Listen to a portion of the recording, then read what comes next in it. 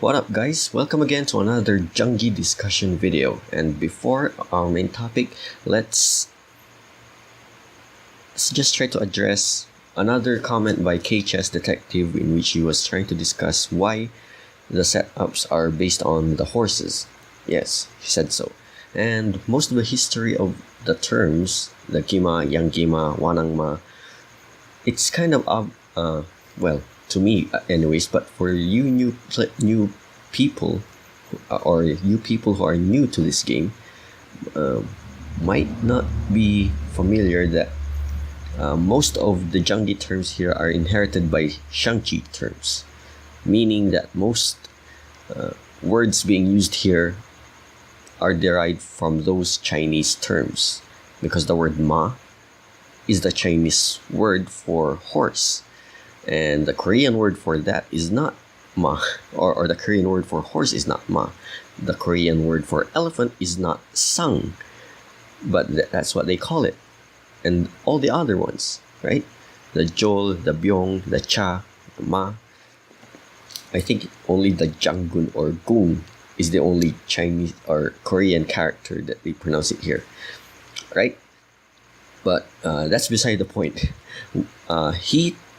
He basically says that the reason they call it the gima, or the left horse, or one horse only, is based on two terms, right? It's the ki and the ma. We have already established that the horse means ma. So what does the ki, the gui or gui, depending on how you read that transliterated term, the kui refers to the ear of the castle. It's called ear in their terms, but it refers to the front line corners of the fortress. This one specifically for green, and these corners for red. So when you're saying kima, you are referring to one horse that can move to the ear of the fortress. So whether it's a left elephant setup or a right elephant setup doesn't matter, as long as one horse can reach one of these ears on their first moves. That's called a kima, right? Ear horse, a horse that can move to the ear of the fortress. That's kind of the same with the double active elephant setup. They call it the yang ki ma, meaning both ear horses. Okay, because both horses can reach. Right, this is a yang ki ma setup, if I am not mistaken, right? Because both horses can reach the ears of their fortresses. That's why it's called a yang ki ma. And Wanangma, I'm not sure. Maybe it's neither horses, because it's the static elephant setup. Neither horse can reach the corner fortress, the front row fortresses. Okay, now that's out of the way.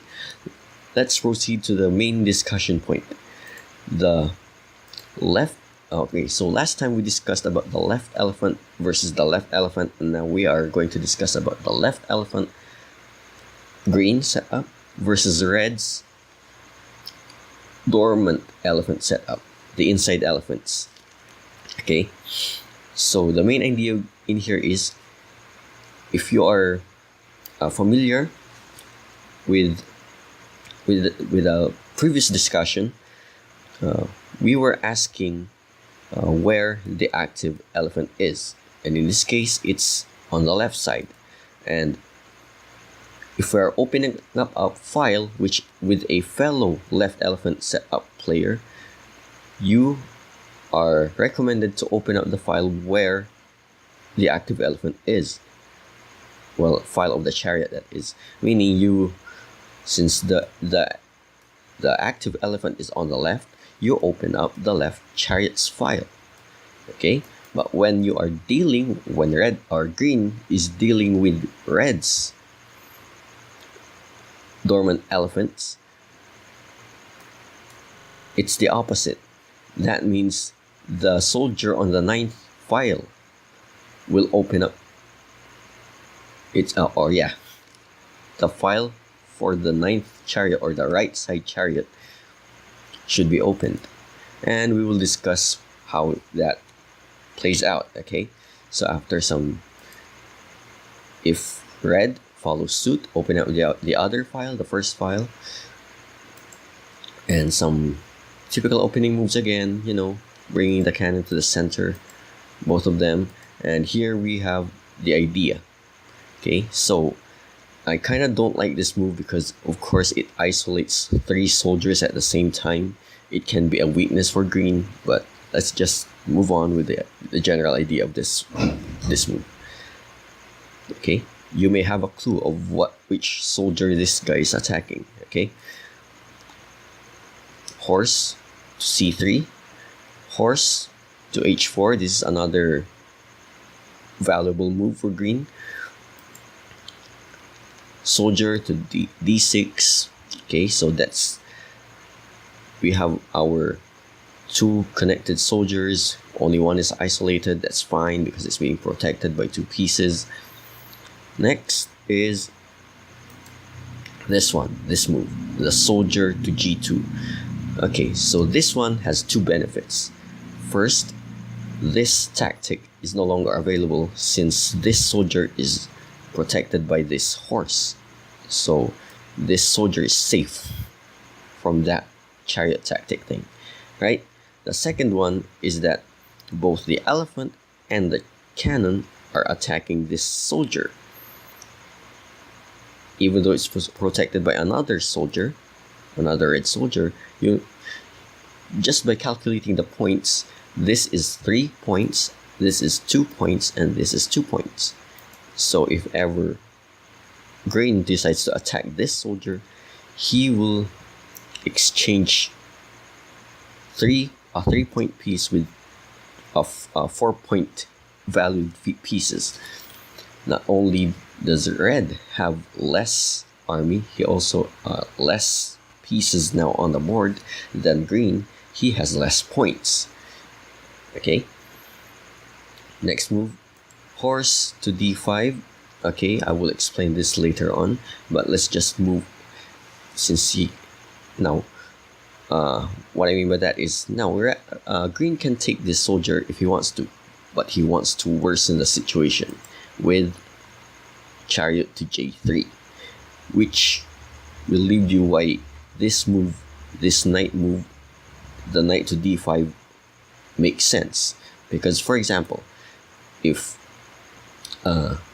red decides to develop the elephant to d5, then we have a problem. Let's just choose a random move for now.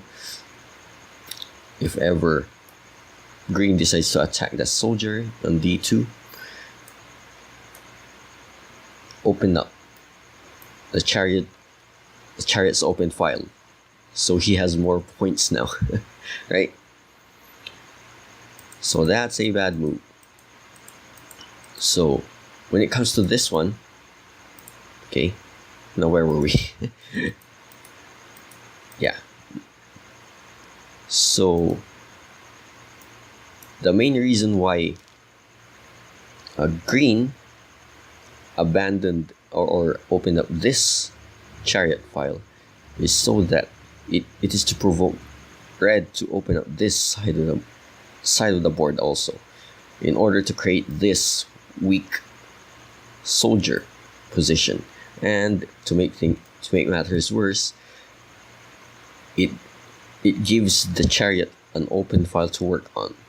Okay, so the key moves were, let's see again, soldier to g8, d1 to d2.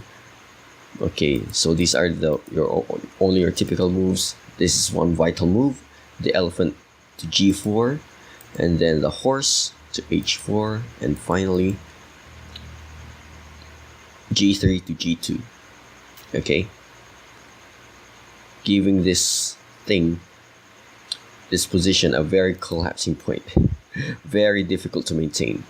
Okay, Now, I'm not going to leave this one with a little bit of conundrum with red, because I happen to like a player, a pro Janggi player who plays the Dormant Elephant setup very aggressively. It's like most of the Janggi videos I watch of him is that he's been playing with the Dormant Elephant, the inside elephants, and his name is Kim Chol.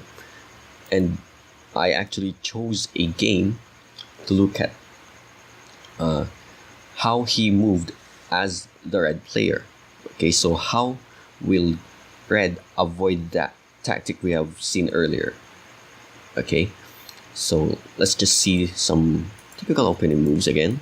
Moving the cannon to the center, open up the file. We see the theme by Hwang Mun-soo. Okay, I forgot to mention his opponent right there. Bringing the elephant. The difference here is that this soldier hasn't moved here yet, so this elephant isn't actually doing anything as of the moment. But yes, that's what Kim Chol did, right? Instead of moving this soldier to D2, he moved the centered soldier, the D5 soldier, to D4. But in the course of the match, still, the red had actually problems dealing with the weaknesses happening on this side. Okay, so I'm not going to spoil you on who actually won this game. You just have to watch it, right? Or even look at this incomplete game record that I have in here. Okay, so that's where were we? The left elephant versus the dormant elephant setup. The general principles behind them, right? So when you're battling with one active elephant versus a double static, double inactive elephants, or the inside elephant, just ask where your active elephant is, in this case your left, and then open up the other side. Okay, open up your chariot on the other side. Yeah, let's just go through some moves. Because Kim Chol didn't open up this chariot file, Hwang Mun-soo was free to open up both of his chariot files, making these two chariots active early on in the game, putting pressure on those edge soldiers. Okay, so we'll be looking at more of the HEEH Detectives videos, and I'll see you guys next time.